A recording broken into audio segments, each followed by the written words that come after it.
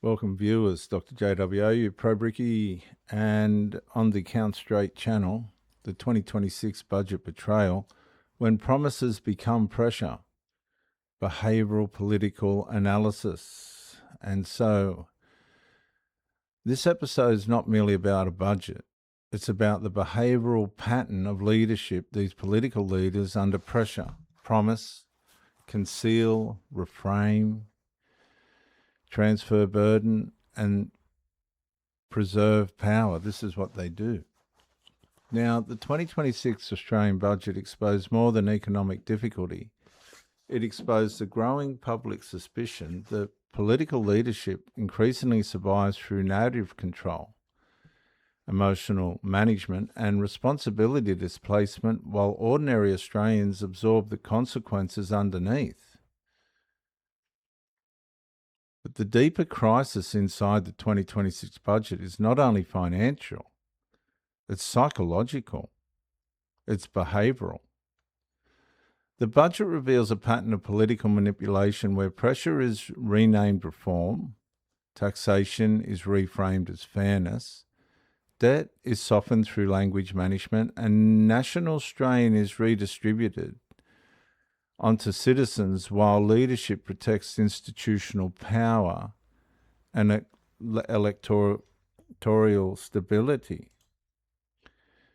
Number one, promise before power, pressure after power. Australians were repeatedly assured cost of living relief, housing affordability, responsible economic management, protection for essential services, and controlled pressure on households.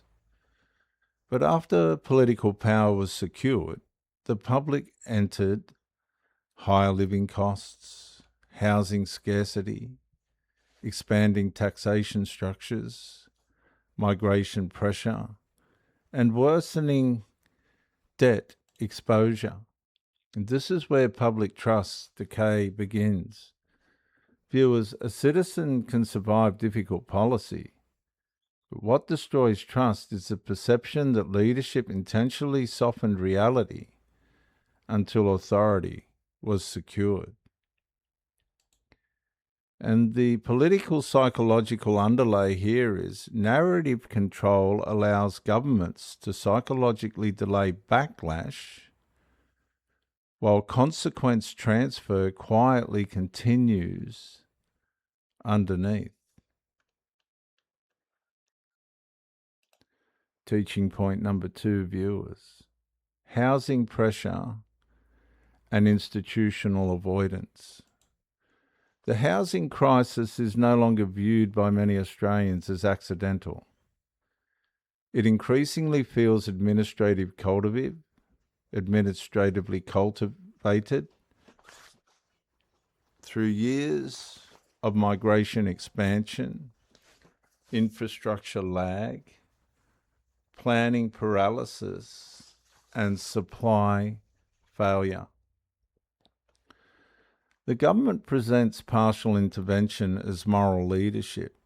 This creates a behavioural contradiction. The same institutional system contributing to the pressure positions itself as the rescuer from the pressure. And the political moral leakage of this is, viewers, when leadership helps create instability, then campaigns on managing the instability, politics begins feeding upon the wound instead of healing it. Teaching point number 3, viewers. Compassion language, restriction, reality. The NDIS debate exposed another fracture between messaging and behavioural reality within the political representatives. Public language emphasised inclusion, dignity, compassion, support for vulnerable Australians. Yet, budget structures simultaneously pursued enormous savings and tightened expenditure pathways. Reform may be necessary, waste does exist, But emotionally, many Australians interpret the contradiction the same way. Care in speech, but restraint in action. And the institutional corrosion here, viewers, is when vulnerable citizens begin doubting whether compassion is genuine or politically branded, national trust weakens at its moral centre. Teaching point number 4, viewers: debt as responsibility, displacement. Excuse me. Debt is often discussed technically, but behaviourally, debt represents delayed accountability. A man, a family, a business, and a nation collapse the same way. When truth is delayed, responsibility is outsourced, and pressure is renamed until nobody owns the damage. And the budget continues pushing debt toward future Australians who neither voted for the spending nor consented to the burden.